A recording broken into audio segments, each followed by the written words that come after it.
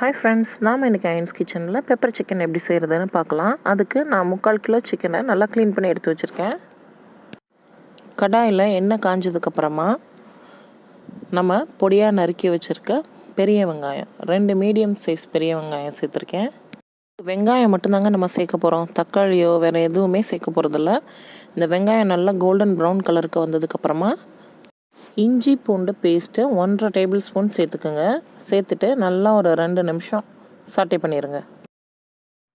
இஞ்சி பூண்டு பேஸ்ட் நல்லா வதங்கினதுக்கப்புறமா 1/2 டீஸ்பூன் கரம் மசாலா, 1.5 டீஸ்பூன் மிளகாய்த்தூள், 1/4 டீஸ்பூன் மஞ்சள் தூள், தனி மல்லித்தூள் இருக்குது இல்லைங்களா, அது 1 டேபிள் ஸ்பூன் சேர்த்துக்குங்க.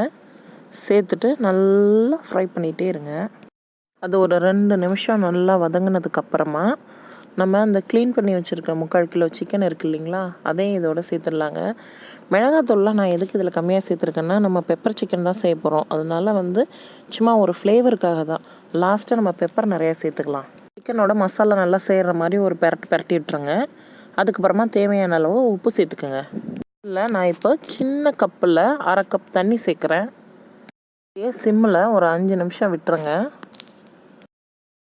இதே மெத்தடில் நம்ம பெப்பர் மட்டனும் ட்ரை பண்ணலாங்க. உண்மையிலேயே பெப்பர் மட்டன் ரொம்ப நல்லாயிருக்கும்.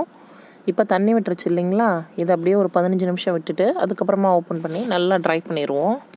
ஹையில் வச்சுட்டு இந்த தண்ணியெல்லாம் போகிற அளவுக்கு நல்லா பெரட்டிக்கிட்டே இருங்க. பெரட்டிட்டு 1.5 டேபிள் ஸ்பூன் நான் பெப்பர் போட்டேன். நீங்கள் உங்களுக்கு எவ்வளோ தேவையோ அவ்வளோ போட்டுக்கோங்க.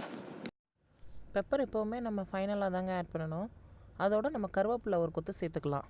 2 நிமிஷம் நல்லா பெரட்டிட்டு இதை இறக்கிடுங்க. நம்மளோட பெப்பர் சிக்கன் சூப்பராக ரெடி ஆகிடுச்சுங்க. மறக்காமல் அயன்ஸ் கிச்சனை சப்ஸ்கிரைப் பண்ணுங்கள், கமெண்ட் பண்ணுங்கள், ஷேர் பண்ணுங்கள், பெல் பட்டனை ப்ரெஸ் பண்ணுங்கள். உங்கள் வீட்டில் கண்டிப்பாக இந்த சிக்கனை ட்ரை பண்ணி பாருங்கள்.